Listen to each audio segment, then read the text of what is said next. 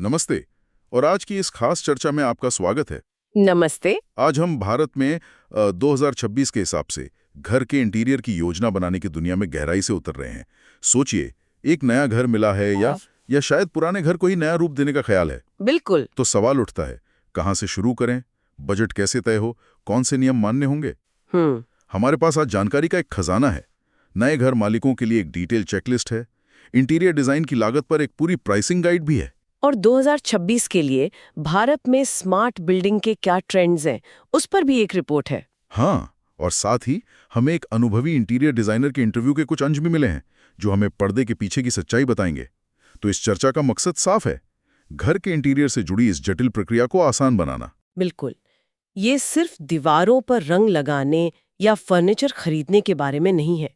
एक अच्छी तरह से प्लान किया गया इंटीरियर न केवल आपके रहने के अनुभव को बेहतर बनाता है, बल्कि ये एक बहुत बड़ा वित्तीय निवेश भी है। निवेश? हाँ, हमारे स्रोत बताते हैं कि प्रोफेशनली किया गया इंटीरियर घर की रीसेल वैल्यू को 70% तक 70%? हाँ, और किराए को 45% तक बढ़ा सकता है। तो चलिए इस पूरी प्रक्रिया को परत दर परत समझते हैं। फिर ठीक है, चलिए इसे खोलते हैं। सबसे पहला सवाल जो दिमाग में आता है वो है कि मदद के लिए किसके पास जाएं। अक्सर लोग इंटीरियर डिजाइनर और इंटीरियर डेकोरेटर में उलझ जाते हैं। क्या ये एक ही हैं? ये एक बहुत ही जरूरी सवाल है, और हमारे पास जो गाइड है उसके अनुसार दोनों में बड़ा अंतर है। एक इंटीरियर डिजाइनर स्पेस प्लानिंग और फंक्शनैलिटी पर ध्यान देता है। फंक्शनैलिटी मतलब जगह का सही इस्तेमाल कैसे हो। वे दीवारों को हटाने, लेआउट बदलने जैसे स्ट्रक्चरल बदलावों पर भी काम कर सकते हैं, और इसके लिए उनके पास फॉर्मल ट्रेनिंग और डिग्री होती है। अच्छा। वही एक इंटीरियर डेकोरेटर मुख्य रूप से घर की खूबसूरती पर काम करता है। उनका काम है फर्नीचर, पेंट, पर्दे और सजावट का सामान चुनना ताकि घर सुंदर दिखे। तो स्ट्रक्चरल बदलाव नहीं करते? नहीं, बिल्कुल नहीं। मतलब अगर घर में कोई बड़ी तोड़फोड़ या लेआउट में बदलाव करना है तो डिजाइनर सही व्यक्ति है। बिल्कुल। और अगर सिर्फ सजावट करनी है तो डेकोरेटर। हाँ, एक विशेषज्ञ ने अपने इंटरव्यू में ये भी बताया कि सही प्रोफेशनल चुनते समय उसका अनुभव और पिछला काम जरूर देखें। ये बहुत जरूरी है, खासकर अगर उन्होंने आपके जैसे ही किसी रेजिडेंशियल प्रोजेक्ट पर काम किया हो। सही बात है। चलिए अब योजना बनाने की प्रक्रिया पर आते हैं। हमारे पास 2026 के नए घर मालिकों के लिए एक 10 पॉइंट की चेकलिस्ट है, और इसका पहला और सबसे जरूरी पॉइंट है अपनी जीवन शैली और रोज की जरूरतों को समझना। ये बेहद महत्वपूर्ण है। आपका घर आपके जीने के तरीके को सपोर्ट करना चाहिए। परिवार में कितने लोग हैं, उनकी उम्र क्या है, क्या किसी को वर्क फ्रॉम होम या स्टडी के लिए जगह चाहिए, इन सब बातों पर विचार करना बहुत जरूरी है।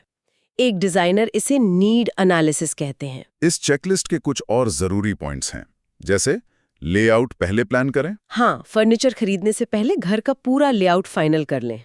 इससे कमरों के बीच आने जाने में आसानी होगी और नेचुरल लाइट का सही इस्तेमाल हो पाएगा। बिल्कुल।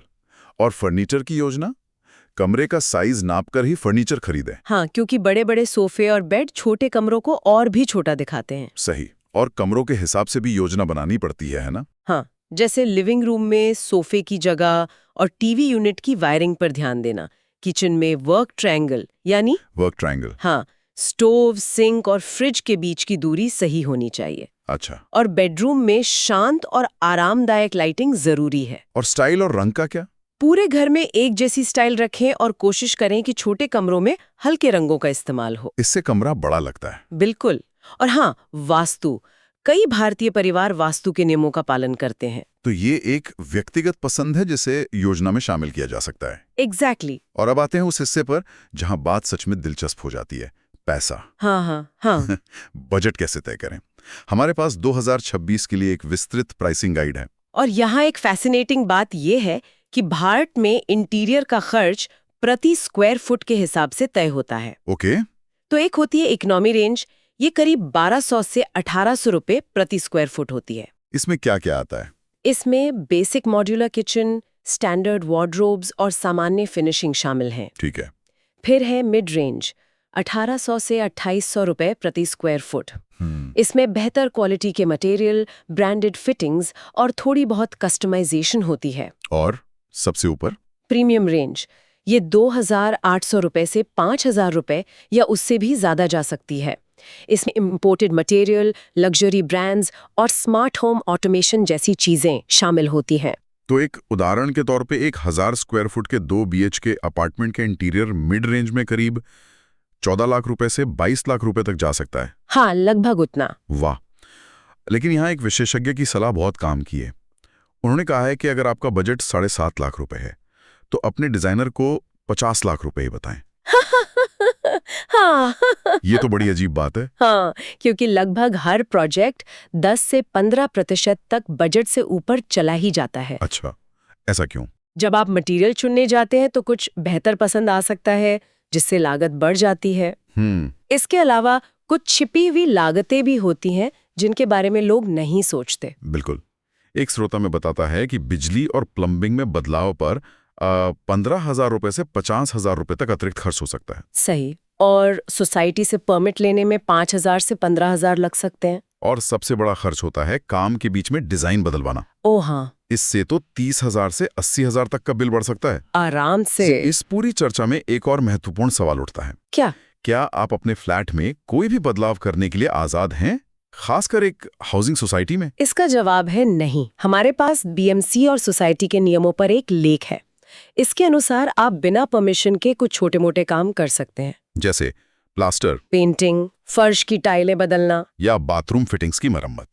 इन्हें टेनेबल रिपेयर्स कहा जाता है। लेकिन आप बिना इजाजत के कोई भी लोड बेरिंग दीवार नहीं हटा सकते। मतलब जिस पर बिल्डिंग का भार हो। हाँ, आप घर का साइज नहीं बदल सकते या 2 फ्लैट्स को मिलाकर एक नहीं कर सकते। तो ये बदलाव अवैध है और खतरनाक भी हो सकते तो हैं। इन सब नियमों का मतलब क्या है? इसका मतलब है कि योजना बहुत बहुत जरूरी है। बिल्कुल। और जब हम भविष्य की योजना की बात कर ही रहे हैं तो 2026 के स्मार्ट बिल्डिंग ट्रेंड्स पर भी एक नजर डाल लेते हैं। भविष्य बहुत रोमांचक है। AI आधारित ऑटोमेशन आ रहा है। मतलब घर आपकी आदतों को सीखेगा। हाँ, जैसे लाइट अपने आप एडजस्ट होगी और AC आपके आने से पहले ही कमरा ठंडा कर देगा। वाह। और एक और बड़ा ट्रेंड है भारतीय क्षेत्रीय भाषाओं में वॉइस कंट्रोल। मतलब आप हिंदी, गुजराती या बंगाली में भी अपने घर को कमांड दे पाएंगे। एग्जैक्टली। और पुरानी इमारतों के लिए वायरलेस ऑटोमेशन एक गेम चेंजर है, जिसमें दीवारों को तोड़े बिना घर को स्मार्ट बनाया जा सकता है। हाँ बिल्कुल।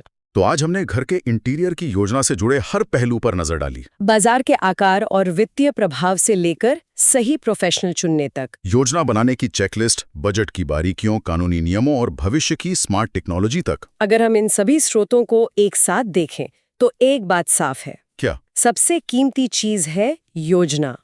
एक विशेषज्ञ ने कहा, काम शुरू करने से पहले डिजाइन को फ्रीज कर लेना चाहिए। हमारी चेकलिस्ट ने भी यही सिखाया कि खरीदने से पहले योजना बनाओ। और बजट गाइड ने दिखाया कि कैसे अच्छी योजना आपको छिपे हुए खर्चों से बचा सकती है। तो एक अच्छी तरह से बनाई गई योजना न केवल पैसा और समय बचाती है, बल्कि तनाव भी कम करती है। बिल्कुल। और इसी के साथ हम आज की इस चर्चा को समाप्त करते हैं, लेकिन आपके लिए एक विचार छोड़कर जा रहे हैं। घर ज्यादा स्मार्ट और ऑटोमेटेड होते जा रहे हैं। एक अहम सवाल खड़ा होता है, क्या भविष्य में एक इंटीरियर डिजाइनर का काम सिर्फ जगह और खूबसूरती की योजना बनाने तक ही सीमित रहेगा, या वे एक लाइफस्टाइल इंटीग्रेटर बन जाएंगे? मतलब कोई ऐसा व्यक्ति जो सिर्फ दीवारों को नहीं बल्कि हमारी रोज की दिनचर्या के प्रवाह और इंटेलिजेंस को डिजाइन करेगा। इस पर सोचिएगा जरूर।